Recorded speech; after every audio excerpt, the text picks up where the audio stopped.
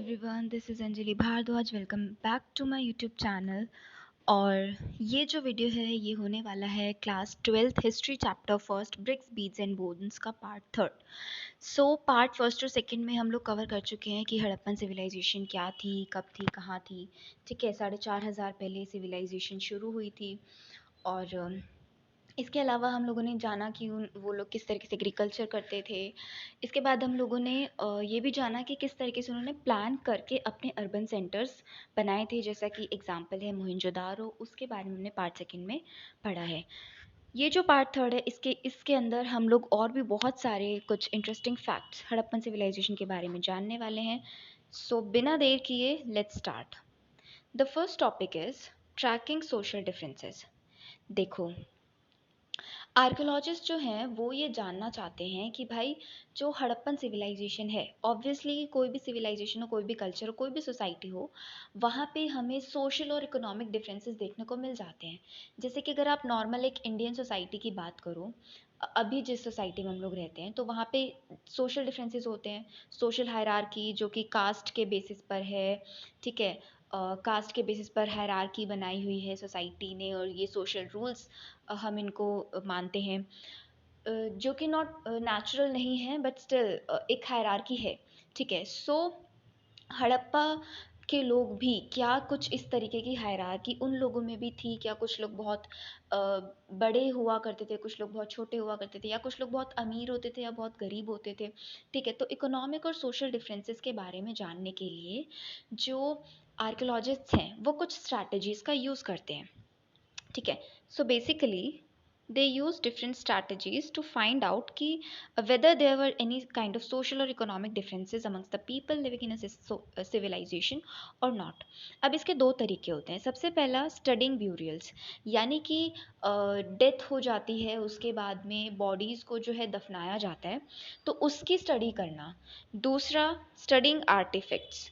Artefacts में आपकी देखो, चीज़ें दो तरीके से होती हैं। कुछ चीज़ें होती हैं लग्जरी, जिनको हम बोलते हैं जो बहुत रिच लोग यूज़ करते हैं, और कुछ चीज़ें होती हैं यूटिलिटेरियन, यानी कि नॉर्मल चीज़ें जो एक मिडिल क्लास या फिर एक गरीब घर में हमें नॉर्मली वो चीज़ें मिलेंगी ही मिलेंगी। सो किस तरीके से ये स्टडीज़ करके क्या कंक्लूजन्स निकलते हैं उसके बारे में हम पढ़ते हैं। इससे पहले मैं आपको एक छोटा सा एग्जांपल देना चाहूँगी। जैसे कि जो इजिप्शियन सिविलाइजेशन है, वहाँ पे हम लोगों को बहुत सारे पिरामिड्स मिलते हैं। ऐसा माना जाता है कि उन पिरामिड्स के नीचे जो है ममीज़ हैं, या फिर उनके जो उस समय पे जो राजा महाराजा या बड़े लोग हुआ करते थे, अमीर लोग हुआ करते थे, नोबल्स होते थे या किंग्स होते थे, उनके जो ताबूत हैं, ठीक है, या फिर उनके जो भी ममीज़ हैं, वो हमें उनके अंदर मिलते हैं, और उसके अंदर सोने जवाहरात और पता नहीं क्या क्या और चीज़ें होती हैं। तो इस तरीके की चीज़ें, और इसके इसके बेसिस पर ही हमारे आर्कियोलॉजिस्ट भी ये जानना चाहते हैं कि क्या ब्यूरियल्स भी एक मतलब हमें ब्यूरियल्स देखने से भी पता चल सकता है कि क्या लोगों में डिफरेंसेस थे। ठीक है, सो यहाँ पे जो सिविलाइजेशन, हमारी जो हड़प्पन सिविलाइजेशन है, अगर हम यहाँ के ब्यूरियल्स की बात करें तो जो भी आर्कियोलॉजिस्ट को एविडेंसेस मिले हैं, इससे वी कैन से कि डेड्स वर जनरली लेड इन पिट्स, यानी कि उनको जो है पिट्स बना करके, गड्ढे बना करके उनके अंदर लोगों को दफनाया जाता था। अब ये जो पिट्स हैं उनके अंदर हमें कई सारे डिफरेंसेस मिले हैं। ठीक है, इन्हीं डिफरेंसेस को स्टडी करके आर्कियोलॉजिस्ट से पता लगाते हैं कि किस तरीके से अमीरी गरीबी या फिर सोशल डिफरेंसेस थे। सो कुछ पिट्स हमें ऐसे मिले जिनको कि अंदर से ब्रिक्स से लाइनिंग मतलब बनाई हुई थी। ठीक है, और उसके बाद उसके अंदर डेड बॉडी थी। कुछ जो थे ज़्यादातर वो नॉर्मली होलो थे। ठीक है, क्योंकि मतलब अंदर कुछ वैसे ईंटें वगैरह कुछ ऐसी चीज़ें नहीं थी, वो नॉर्मली बस उनको एक जो है डेड बॉडी ऐसे ही दफनाई हुई मिली है। तो इस तरीके से डिफरेंसेस मिले हैं। ओके, अब कुछ जो है आप खुद ही समझ सकते हो कि कुछ पिट्स में क्या क्या डिफरेंसेस हो सकते हैं। कुछ लोग, कुछ बड़ी बड़ी पिट्स उनको मिली होंगी, कुछ छोटी पिट्स उनको मिले होंगे, कुछ कुछ जो है अंदर से उसको मतलब सीमेंट और ब्रिक्स से जो है मतलब खुला खुला थोड़ा बनाया होगा। सो इस तरह के डिफरेंसेस बेसिकली इन लोगों को मिले। इसके अलावा कुछ ग्रेव्स ऐसी थी जिनके अंदर हमें हीरे जवाहरात और बहुत ऐसी चीज़ें तो नहीं, बट हाँ कहीं कहीं हमें बहुत प्रीशियस चीज़ें भी मिली हैं। कि थोड़ी बहुत प्रीशियस चीज़ें जिनको हम बोल सकते हैं, कुछ रेयर लग्जरी हमको कुछ पिट्स में मिली हैं, या फिर किसी किसी में हमें नॉर्मल चीज़ें भी मिली हैं, जैसे पॉटरी का सामान हो गया, ऑर्नामेंट्स हो गए, ठीक है, ज्वेलरी वगैरह, कॉपर मिरर्स हमें मिले हैं कुछ कुछ ब्यूरियल्स में, ठीक है, हमें बीड्स मिली हैं कुछ कुछ ब्यूरियल्स में। सो इन सब से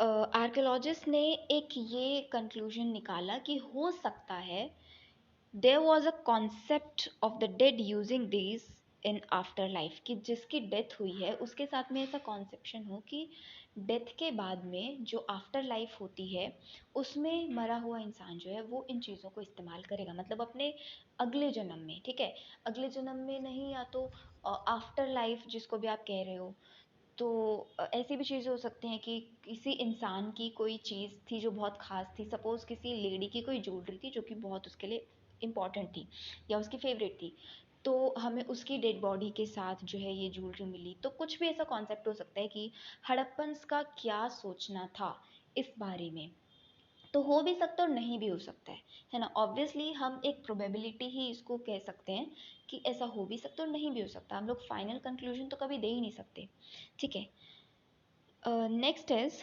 but most of the graves there were only dead bodies, ज़्यादातर जो ग्रेव्स थी उनमें हमें सिर्फ और सिर्फ डेड बॉडीज़ मिली हैं। ये जो चीज़ें हैं कि डेड बॉडीज़ के साथ हमें आर्टिफैक्ट्स चीज़ें मिलना, ऑर्नामेंट्स मिल रहा, ज्वेलरी मिलना, ये सब हमें बहुत ही रेयरली मिला है, ठीक है, बहुत ही कम। सो कंक्लूजन हम ये निकाल सकते हैं कि Harappans did not really believe in burying precious things, वो प्रीशियस थिंग्स को दफनाने में इतना विश्वास नहीं रखते थे, या जिसने भी ये काम किए हैं हो सकता है कि वो बहुत रिच लोग थे, ठीक है। सो ये इस कंक्लूजन पर हमारे आर्कियोलॉजिस्ट पहुँचे।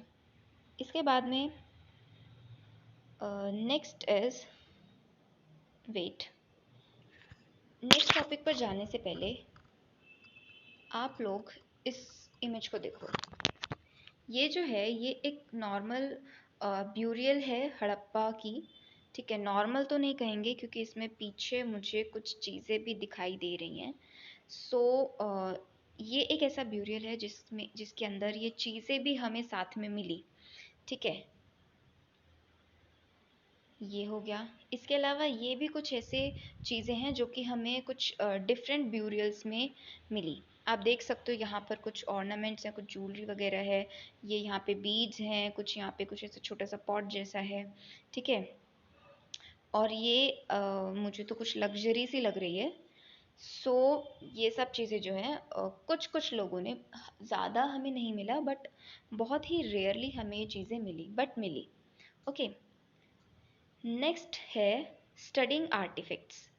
अब जो दूसरा तरीका होता है पता लगाने का कि were there any differences, specially यहाँ पर हम लोग इकोनॉमिक डिफरेंसेस की बात कर रहे हैं कि क्या लग्जरी और यूटिलिटेरियन जो चीज़ें हैं वो हमें कितने कॉन्सेंट्रेशन में मिली, कहाँ पर ज़्यादा कॉन्सेंट्रेटेड थी।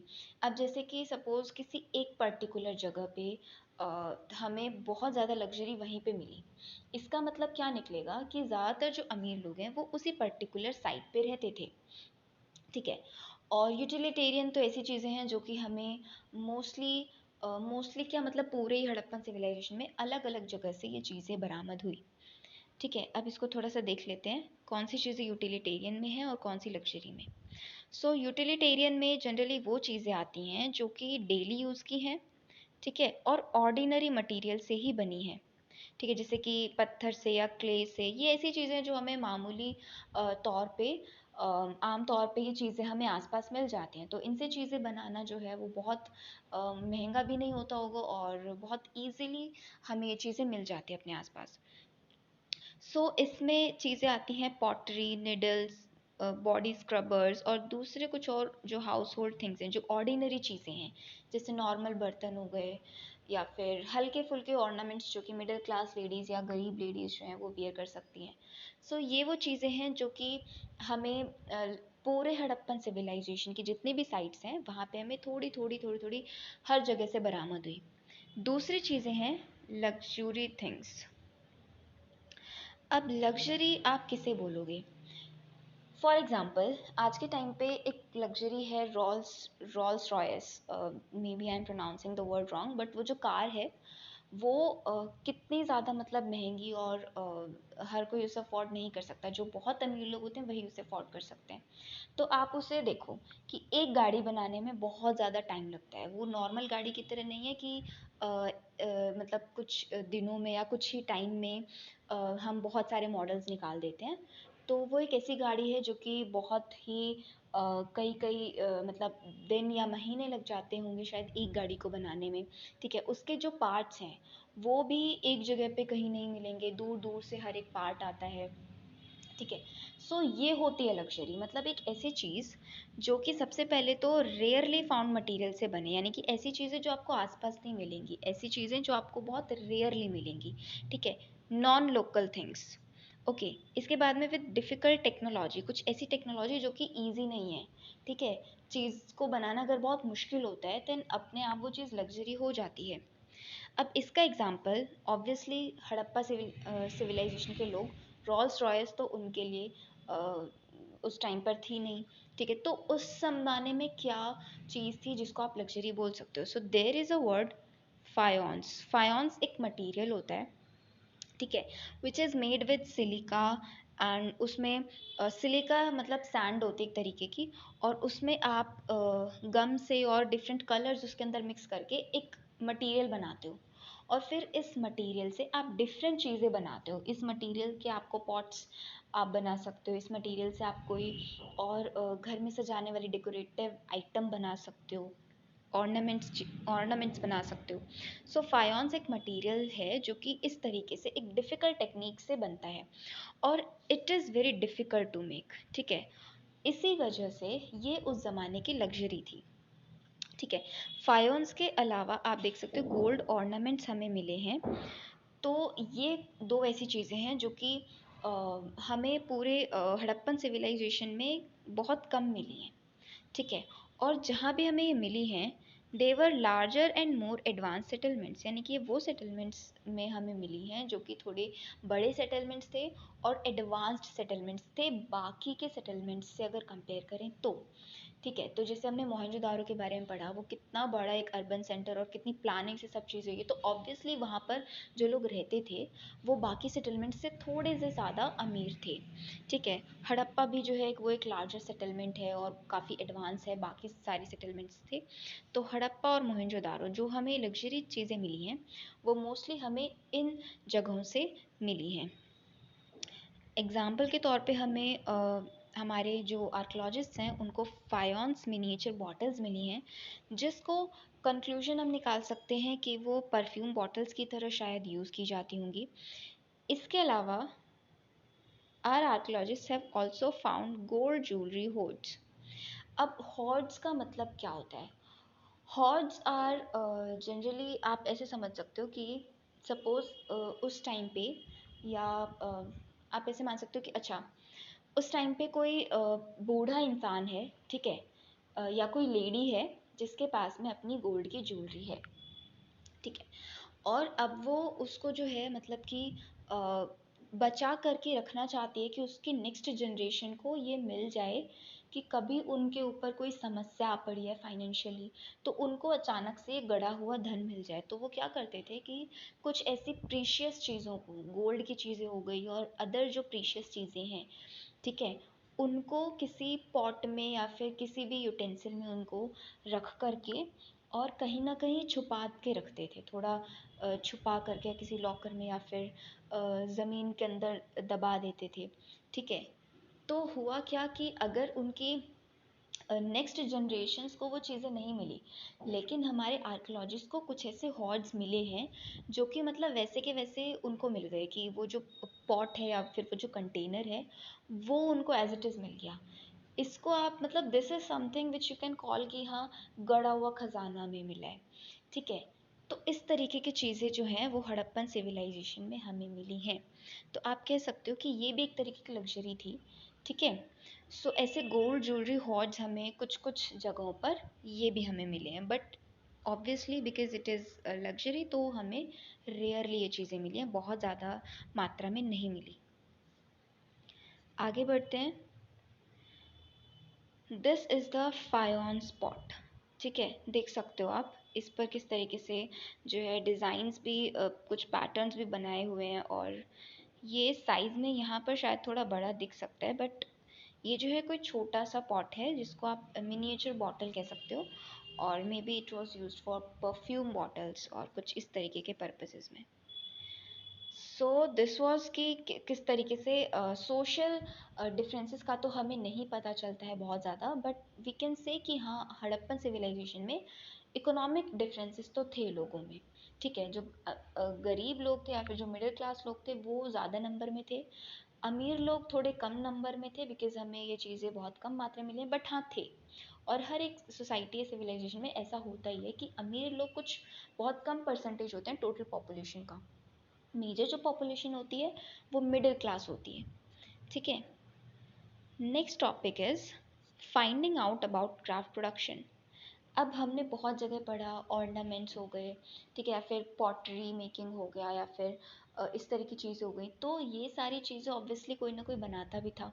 ठीक है, क्राफ्ट प्रोडक्शन में हम कह सकते हैं कि वहाँ के लोग बहुत ज़्यादा एंगेज्ड थे। सो कहाँ ये चीज़ें हुई है, कहाँ पर ये क्राफ्ट प्रोडक्शन के काम हुए हैं, ठीक है, उसके बारे में हम इस टॉपिक में पढ़ेंगे। So if you see, there are 5 sites जहाँ पे हमें बहुत ज़्यादा क्राफ्ट प्रोडक्शन के एविडेंसेस मिलते हैं, which is Chanhudaro, Lothal, Dholavira, Nageshwar and Balakot. Chanhudaro जो है वो एक टाइनी सेटलमेंट है, ठीक है, जो कि मोहनजोदारो से थोड़ा सा दूर है। ये भी अगेन पाकिस्तान में ये साइट है, और ये इसका जो साइज़ है ना वो मोहनजोदारो सेटलमेंट से काफ़ी ज़्यादा छोटा है। बट ये जो प्लेस है यहाँ पे सभी तरह का क्राफ्ट प्रोडक्शन देखा गया। ठीक है, अब वो भी हम जानेंगे कि जो आर्कोलॉजिस्ट होते हैं उनको पता कैसे चलता है कि किसी प्लेस पे क्राफ्ट प्रोडक्शन का काम हुआ करता था। ठीक है, तो वो कैसे डिफरेंस करते हैं वो इसके बाद ही हम इसके बारे में पढ़ेंगे, बट पहले हम इन साइट्स के बारे में थोड़ा बहुत देख लेते हैं। सो इस जगह पे बीड्स मेकिंग का काम होता था, मेटल वर्क का काम होता था, सील मेकिंग होता था, शेल कटिंग का काम होता था, वेट मेकिंग का काम होता था। ये सारी वो चीज़ें हैं जो हमें हड़प्पन सिविलाइजेशन में बहुत सारी जगहों पर मिली हैं। ठीक है, और ये सारी चीज़ें बनाने का काम जो है वो चानुदारो में होता था। इसके अलावा और भी बहुत जगह होता था, बट चानुदारो जो है वो एक मेजर आप साइट बोल सकते हो कि जहाँ पे सबसे ज़्यादा ये काम होता था। Okay, next is Nageshwar and Balakot. ये जो है कोस्टल साइट्स हैं, मतलब ये जो हमें सेटलमेंट्स मिले हैं ये समुद्र के किनारे हमें मिले हैं। ओके, तो नागेश्वर एंड बालाकोट ऑब्वियसली समंदर के किनारे हैं, तो यहाँ पे शेल ऑब्जेक्ट्स बनाए जाते थे। ठीक है, शेल के बैंगल्स, लेडल्स, लेडल्स जो होता है वो एक तरीके का मतलब चमचा काइंड ऑफ होता है जिसको हम किचन में यूज़ करते हैं, जो लिक्विड चीज़ होती है उसको निकालने के लिए या फिर उस चीज़ में। ठीक है, सो नागेश्वर एंड बालाकोट क्योंकि बिकॉज कोस्टल साइट्स हैं तो यहाँ पे शेल रिलेटेड चीज़ें हुई हैं। इसके बाद में from these places finished products were taken to other settlements.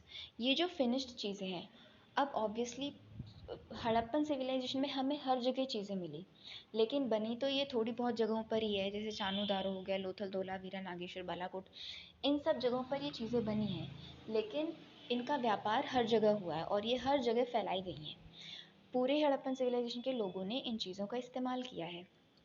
तो जो फिनिश्ड प्रोडक्ट होता है उसको दूसरे सेटलमेंट्स में भेजा भी जाता होगा।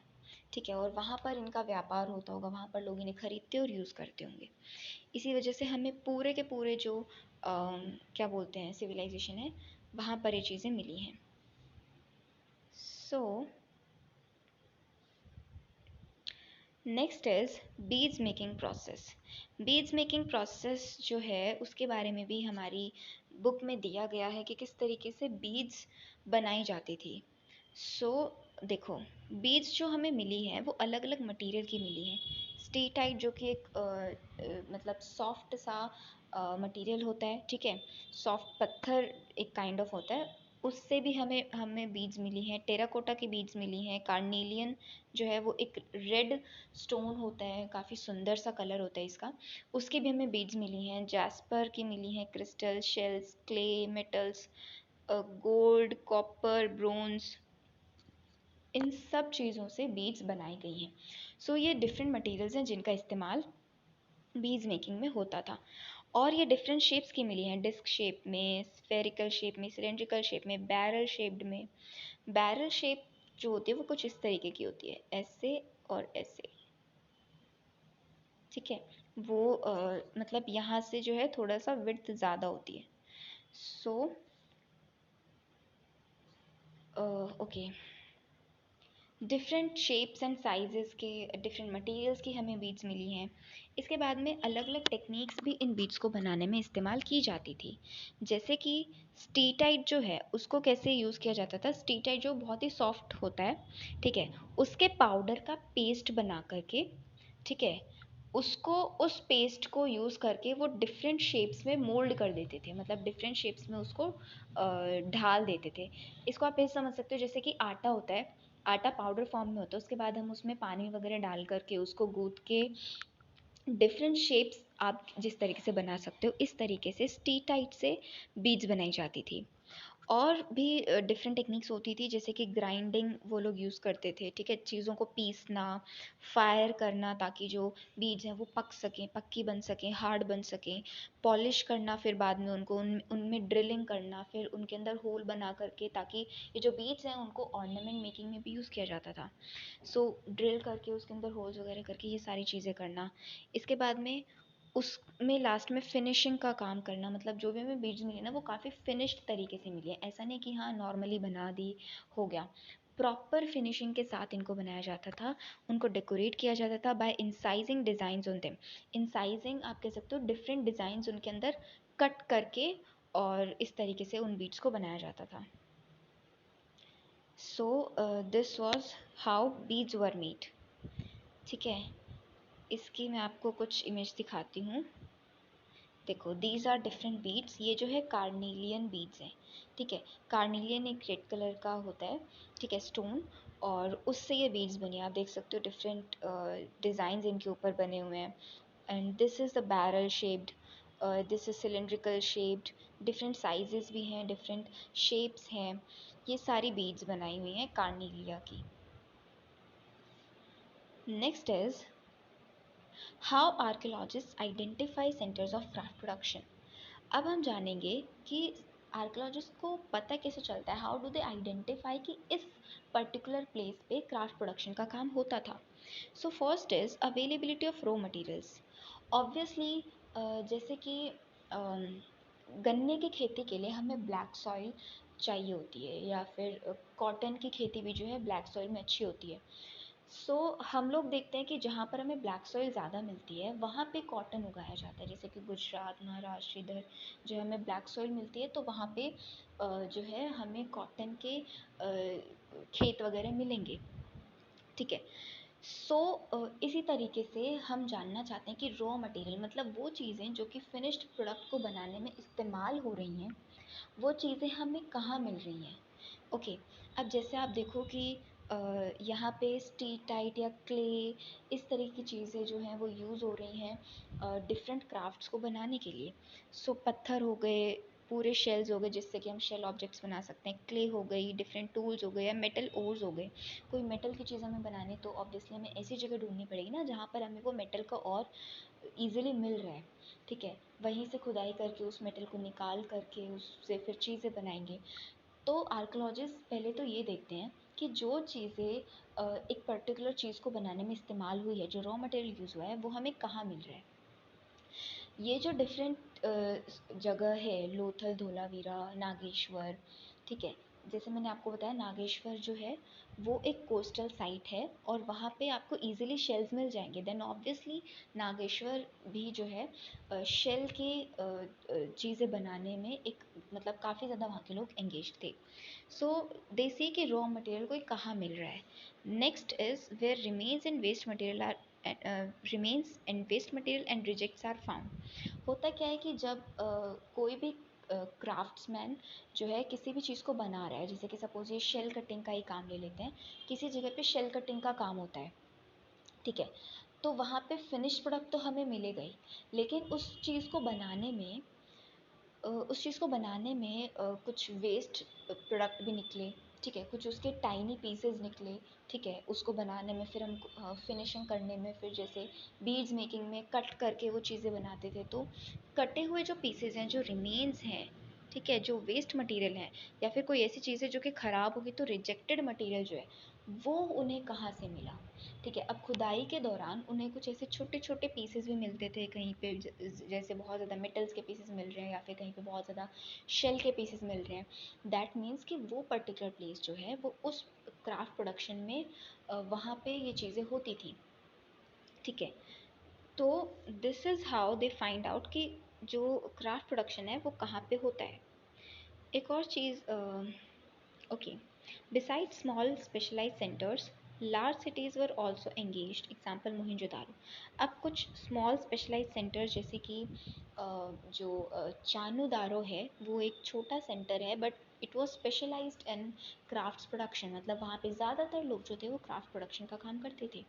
लेकिन छोटे छोटे स्केल पे हमें जो बड़ी बड़ी सेटलमेंट्स हैं वहाँ पे भी कुछ ना कुछ एविडेंसेस मिले, जैसे कि मोहनजोदारो में भी हमें कहीं कहीं पे ये इस तरीके के एविडेंसेस मिले हैं जिससे हमें पता चलता है कि हाँ, जो लार्जर सेटलमेंट थे वहाँ पे भी कहीं कहीं ये जो चीज़ें हैं क्राफ्ट प्रोडक्शन की ये हुई हैं। Okay, so this was about craft production. Next topic है स्ट्रैटेजीज फॉर प्रोक्यूरिंग मटेरियल। इससे पहले मैं आपको ये मैप दिखा देती हूँ, देखो, दिस इज़ नागेश्वर जो हमारा कोस्टल साइट है, दिस इज़ बालाकोट, है ना।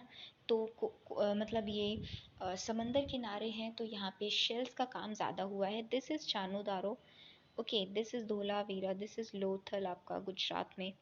सो Chanhudaro again it is in Pakistan. These are all places, okay,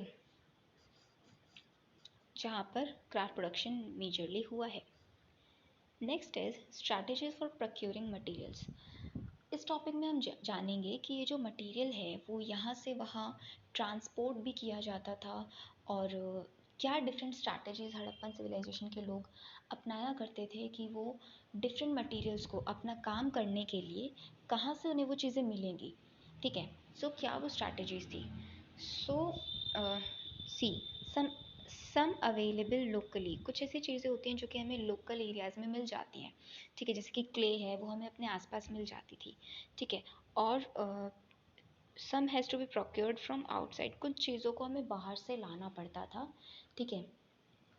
जैसे कि सपोज चानूदारो में कोई शेल कटिंग का काम होता है, बट चानूदारो जो जगह है उस वहाँ पे तो आपको शेल्स आसानी से मिलेंगे नहीं, तो चानूदारो के लोगों को शेल्स खरीदना होगा बालाकोट से, ठीक है। सो इस तरीके से आप देख सकते हो कि ट्रांसपोर्ट की चीज़ें ऑब्वियसली यहाँ पर होती थी, ठीक है।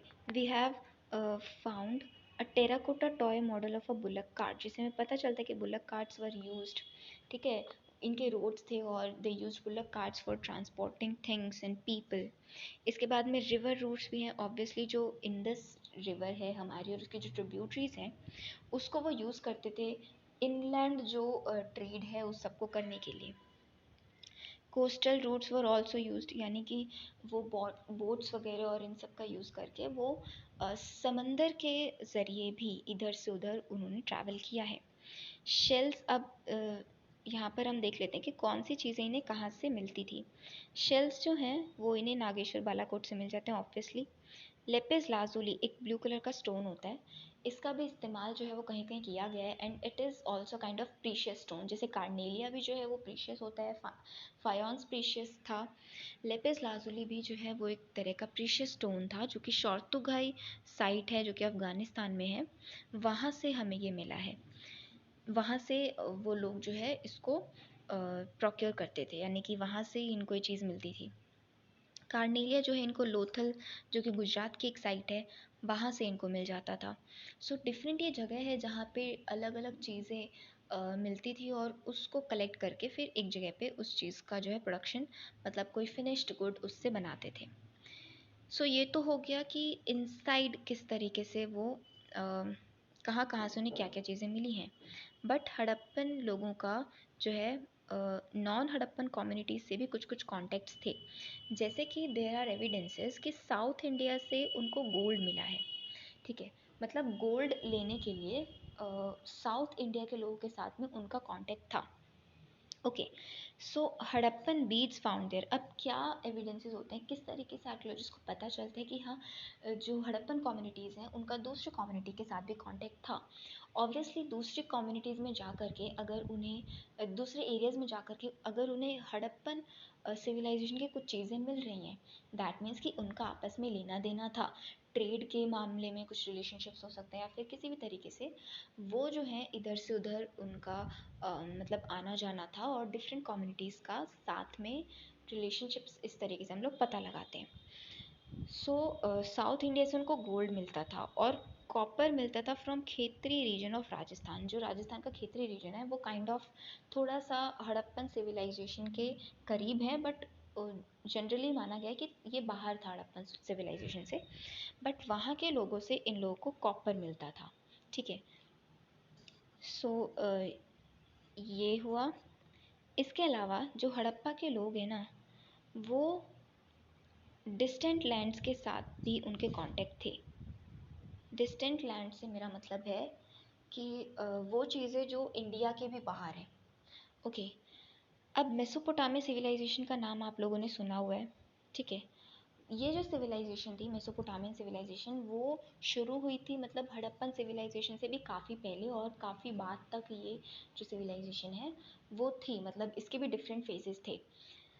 सो जब हड़प्पन सिविलाइजेशन फ्लोरिश हुई उस समय पे भी मेसोपोटामियन सिविलाइजेशन फ्लोरिश कर रही थी। सो दोनों सिविलाइजेशंस को आप कंटेम्प्रेरी बोल सकते हो। ठीक है, और इन दोनों सिविलाइजेशंस के आपस में भी रिलेशंस देखे गए हैं।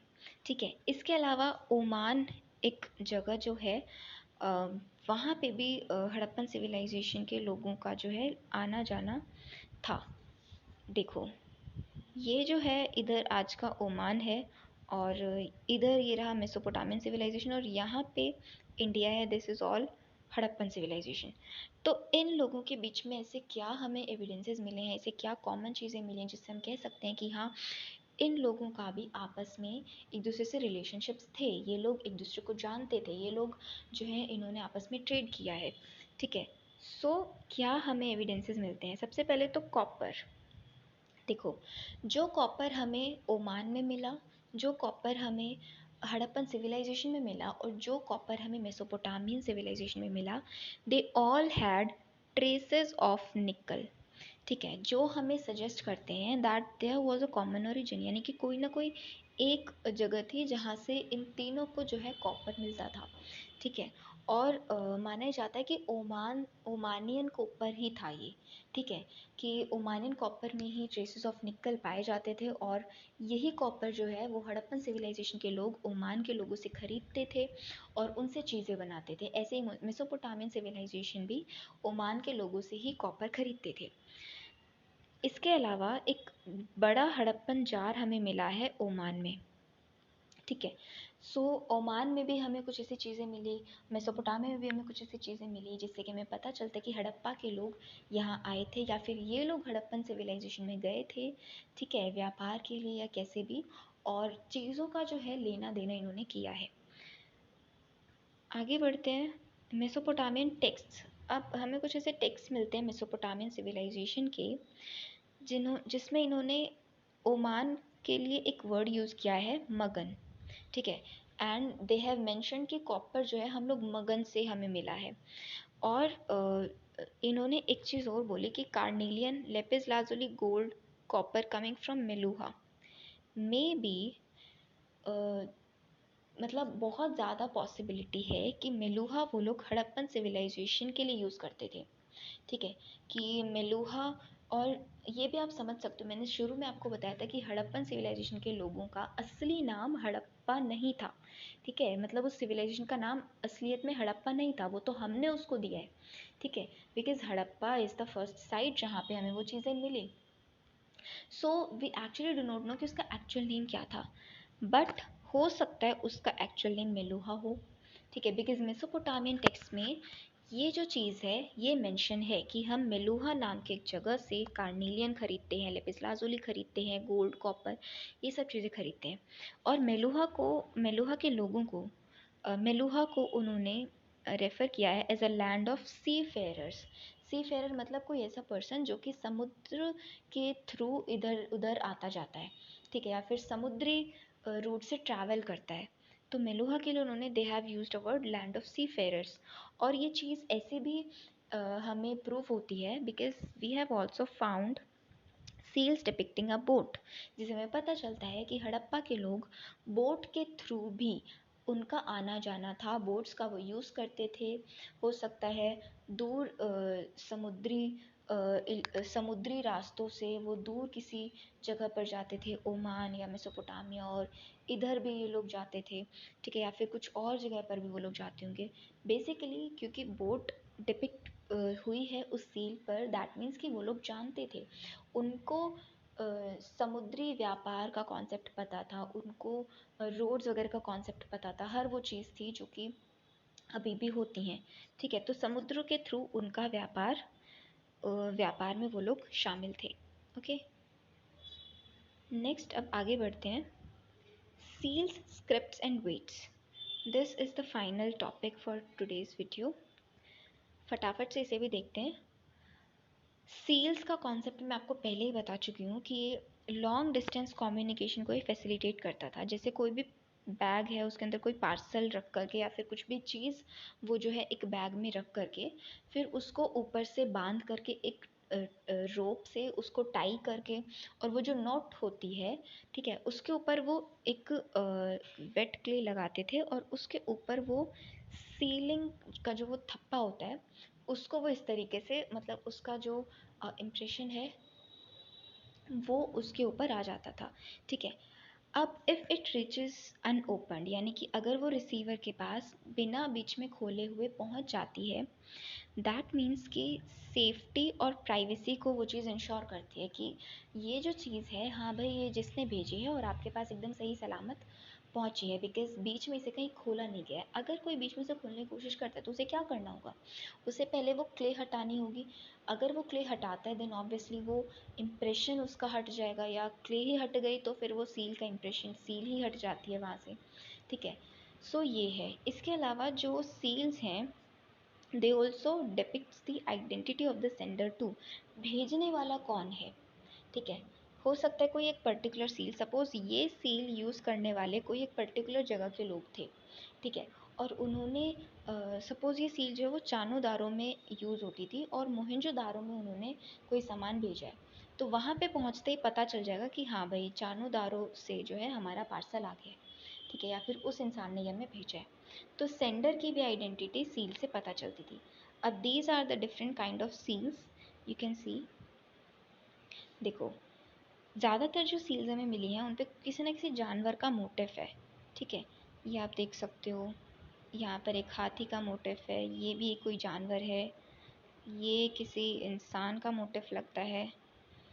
जानवरों के मोटिव्स हैं मोस्टली दिस दिस दिस, और इसके अलावा इनके ऊपर कुछ सिंबल्स भी मतलब उकेरे गए हैं। This is basically the script of Harappan civilisation. Okay, देख सकते हो आप लोग, अलग अलग सील पर अलग अलग सिंबल है, ठीक है।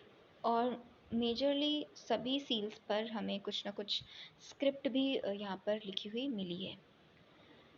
सो बात कर लेते हैं अब इनकी स्क्रिप्ट की। सी, यही वो सिंबल्स हैं जो हमें ऊपर सील्स पर भी दिखे।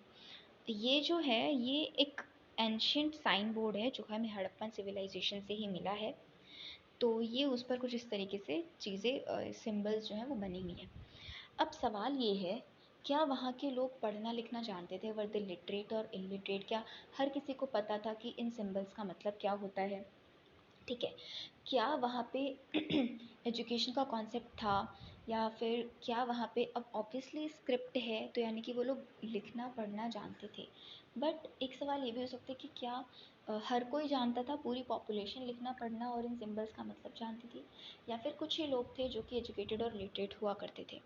इसके अलावा ये जो एविडेंस है राइटिंग के, ये हमें डिफरेंट चीज़ों से मिली है, हमें सील्स पर मिले, हमें टूल्स पर मिले, ज्वेलरी पर, कॉपर पे, टेराकोटा टैबलेट्स और एंशियंट साइन बोर्ड, जैसा कि यहाँ पर आपको दिख रहा है। तो हमें बहुत सारी सी चीज़ें मिली जिस पर हड़प्पन स्क्रिप्ट हमें मिली है, but the problem is it is still undeciphered. मतलब हमें आज तक नहीं पता कि इस पर्टिकुलर सिंबल का मतलब क्या है या इस पर्टिकुलर सिंबल का मतलब क्या है।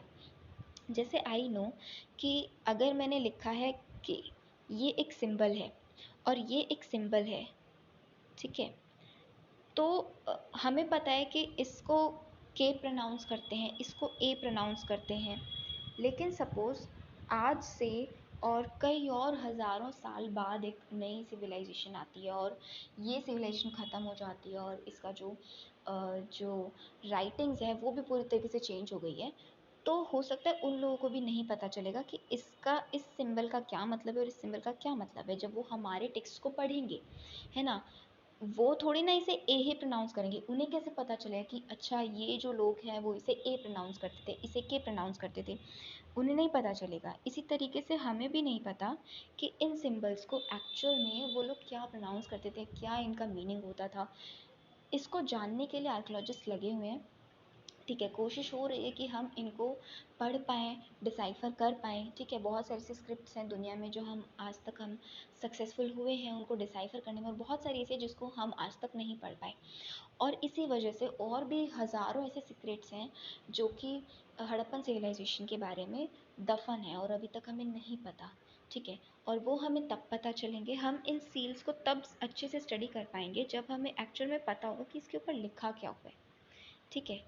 एक कंक्लूजन ये भी हो सकता है, may be it is the name of sender या फिर कुछ भी ऐसा हो सकता है ये। खैर, इसके अलावा ये जो सिंबल्स हैं ये हमें लगभग 375 टू 400 सिंबल्स इस तरीके से हमें मिले हैं, ठीक है। अलग अलग चीज़ों पे जितने भी हमने सिंबल्स एक्यूमुलेट किए हैं उनका नंबर है ये। And these were not alphabetical because vowels और कॉन्सोनेंट्स ये इस तरीके से नहीं हो सकते, बिकॉज वोवल्स और कॉन्सोनेंट्स क्या हैं, दीज आर बेसिकली साउंड्स, ठीक है, and sounds are limited. And 375 to 400 different ऐसे साउंड नहीं हो सकते। सो एक चीज़ हमारे आर्कोलॉजिस्ट ये कहते हैं कि दे आर नॉट अल्फ़ाबेटिकल, ठीक है। सो इनका कुछ और ही मतलब है, ओके। सेकेंडली, ये जो ज़्यादातर इंस्क्रिप्शंस हैं ये छोटे थे, मतलब जैसे अगर मुझे कोई पैराग्राफ लिखना है आज के टाइम पे तो मैं बहुत सारे वर्ड्स यूज़ करूँगी। सपोज़ मैं 100 वर्ड्स यूज़ करके पैराग्राफ लिख रही हूँ क्योंकि मुझे 100 वर्ड्स की ज़रूरत पड़ रही है उसको लिखने में। बट जो हमें हड़प्पा के जो ये इंस्क्रिप्शंस मिले हैं, चीज़ें मिली हैं, उसमें एक साथ बहुत सारे सिंबल्स यूज़ नहीं थे। मतलब ऐसा था कि जैसे ये एंशियंट साइन बोर्ड ही देख लो आप, इसमें इतने से सिंबल्स में उन्होंने अपनी पूरी बात कह दी। इसका ये मतलब हो सकता है कि एक ही सिंबल का कोई बहुत बड़ा मीनिंग था, ठीक है, and we actually do not know कि वो क्या था। सो छोटे इंस्क्रिप्शंस थे और ज़्यादातर जो सबसे बड़ा इंस्क्रिप्शन अगर हमें कोई मिला है तो उसमें ज़्यादा से ज़्यादा सिर्फ 26 सिंबल्स हैं, ठीक है। अब आप समझ सकते हो सिर्फ 26 अल्फ़ाबेट्स का यूज़ करके आप कोई ऐसे नहीं लिख सकते या फिर आप कोई बहुत बड़ी चीज़ नहीं लिख सकते, ठीक है। लेकिन जो हड़प्पन सिविलाइजेशन में अगर हमें बड़े टेक्स्ट भी मिले हैं, ठीक है, वो उसमें भी सिर्फ 26 सिंबल्स यूज़ हुए, मतलब उन्होंने अपनी पूरी बड़ी बात जो है वो सिर्फ 26 सिंबल्स में कह डाली। सो ये इससे एक मीनिंग निकाला जा सकता है कि एक सिंबल का कुछ मीनिंग काफ़ी बड़ा था। इसके बाद में it was written from right to left. देखो, मोस्टली क्या मतलब हम लोग जो भी लिखते हैं, जैसे दिस इज़ द पेज, हम लोग लेफ़्ट से लिखते हैं और फिर राइट तक लिखते जाते हैं, ठीक है। यहाँ पे जो हमें चीज़ें मिली हैं उससे पता चलता है कि वो लोग राइट से लिखते थे और लेफ़्ट तक आते थे, ठीक है। ये कैसे पता चला आर्कियोलॉजिस्ट को? ये ऐसे पता चला कि जो भी हमें जो इनके जो इंस्क्रिप्शंस मिले हैं या जो भी जहाँ पर भी हमें इनकी राइटिंग मिली है वो राइट से शुरू हुई और राइट में अच्छे खासे स्पेस से जो है चीज़ें इन्होंने लिखी और लेफ़्ट तक आते आते चीज़ें जो हैं भिची भिची हो गई, ठीक है, कि यहाँ पर वो लोग थोड़ा ऐसे बीच बीच के लिख रहे हैं। तो हमारे साथ भी ऐसा होता है जब हमें एक लाइन एक पर्टिकुलर एक सेंटेंस एक लाइन में ही लिखना होता है तो शुरू में तो हम बड़ा खुला खुला लिखते हैं, बट राइट तक जाते जाते वो थोड़ा हमारे जो लेटर्स हैं वर्ड्स हैं वो चिपकने लगते हैं। इसी तरीके से जो आर्कियोलॉजिस्ट हैं उनको हड़प्पा के इंस्क्रिप्शंस में ये चीज़ दिखी, ठीक है। यहाँ से वो पता लगा पाए कि ये लोग राइट से लिखना शुरू करते थे और लेफ्ट तक लिखते थे, तो डायरेक्शन उल्टी थी। ठीक है, और क्वेश्चन अगेन ये है कि were all of them literate? ठीक है, क्या सभी लोग लिखना पढ़ना जानते थे या फिर ये भी एक प्रिविलेज होता था जो शायद किसी किसी को मिलता था? ठीक है, लास्ट, आज का जो है लास्ट है वेट्स। अब weights basically there was a precise system of exchange, मतलब चीज़ों को ख़रीदना बेचना, जब हम लोग मंडी जाते हैं, मार्केट जाते हैं, तो हम लोग चीज़ें ख़रीदते हैं, है ना। हम लोग सपोज़ एप्पल ख़रीदते हैं, हम लोग 1 किलो एप्पल हमने ख़रीदे, तो जो शॉपकीपर होता है वो 1 किलो का वेट यूज़ करता है ना। या फिर वो हो सकता है आधे आधे किलो के 2 वेट यूज़ करे उस 1 किलो के एप्पल को मेजर करके हमें देने के लिए। इस तरीके से हड़प्पन सिविलाइजेशन के लोग भी ये वेट्स बनाते थे, और वो इस तरीके से पत्थरों के वेट्स बनाते थे, जैसे आप देख सकते हो। दे वर मोस्टली क्यूबिकल। ठीक है, क्यूबिकल फॉर्म में वो होते थे, उनके ऊपर कोई मार्किंग्स नहीं थी, कुछ लिखा नहीं हुआ उनके ऊपर कि ये इतने किलो का है, उतने उसका है। ठीक है, इस तरीके से उन्होंने कुछ लिखा नहीं हुआ था। एंड ऑब्वियसली किलो तो आज का कॉन्सेप्ट है ना, उस ज़माने में किलोग्राम, ग्राम, ये सब चीज़ें नहीं थी। Okay, so these weights were made out of a stone called chert. Chert नाम के पत्थर से ये चीज़ें बनी होती थी। अच्छा, अब यहाँ पे जो हमें जो वेट्स मिले हैं वो बहुत छोटे छोटे वेट्स भी मिले हैं, जिनसे कि हम लोग छोटी चीज़ें मतलब छोटी चीज़ों को मेजर करने के लिए यूज़ करते हैं, जैसे कि बीड्स, ज्वेलरी हो गई, या फिर और जो छोटी छोटी चीज़ें होती हैं उनको जो है मेजर करने के लिए, उनका वेट जानने के लिए हम इन छोटे वेट्स का यूज़ करते थे। और कुछ अगर कोई इंसान बल्क में कुछ खरीदता है, ठीक है, या फिर कोई बड़ी चीज़ खरीदते, तो उसके लिए हमें बड़े बड़े वेट्स भी मिले हैं। सो जो लोअर डिनोमिनेशंस ऑफ वेट्स हैं, देवर बाइनरी। बाइनरी मतलब कंप्यूटर्स में किस तरीके से ये चीज़ें होती है कि जैसे 1 यूनिट का कोई पत्थर है, फिर अगला उसका ही डबल कर दिया, एंड देवर मतलब बहुत छोटे छोटे।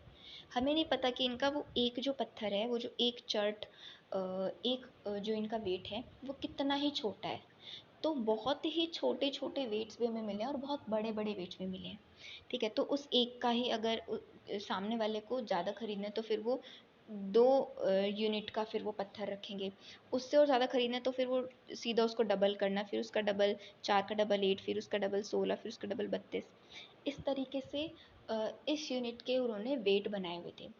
छोटे डिनोमिनेशंस में अगर हम देखें तो सबसे बड़ा जो पत्थर है वो 12,800 यूनिट का हमें मिला। And we do not know कि वो यूनिट क्या हो सकती है। ठीक है, बट द थिंग इज़, ये जो छोटे में पत्थर मिले वो ऐसे मिले कि जो सबसे छोटा है, फिर उससे बड़ा, उससे डायरेक्ट डबल मिला, फिर उससे बड़ा, फिर उससे भी डायरेक्ट हमें डबल मिला। ठीक है, इस तरीके से। और किसी को अगर बहुत ज़्यादा मतलब मात्रा में कुछ चीज़ चाहिए या फिर कोई बड़ी चीज़ चाहिए, तो उसके लिए हमें 10, 20 इस तरीके से, मतलब 100, 1000, 10,000, जो डेसिमल सिस्टम का यूज़ किया है, मतलब टेंस सिस्टम का यूज़ किया है कि डायरेक्टली 10 टाइम्स, 100 टाइम्स। ठीक है, अगर उस चीज़ को आपको ख़रीदना है। ठीक है, so this was all about weights, किस तरीके से इन्होंने वेट्स का सिस्टम बनाया हुआ था। देख सकते हो आप लोग इमेजेस में भी। Okay, so this was all about today's video. I know this video थोड़ा बड़ा हो गया है, बट आई हैव ट्राइड कि मैं हर एक टॉपिक को प्रिसाइज तरीके से आपको एक्सप्लेन कर सकूं, ताकि आंसर राइटिंग में आपके पास में फैक्ट्स की कमी नहीं हो। So this was all about weights and all these. उम्मीद है आप लोगों को ये फैक्ट्स जानकर अच्छा लगा होगा, और इसके बाद में एक लास्ट वीडियो और आएगा जिसके अंदर हम इस चैप्टर को ख़त्म कर देंगे। So if you like this video, please to subscribe and please to like. Thanks for watching.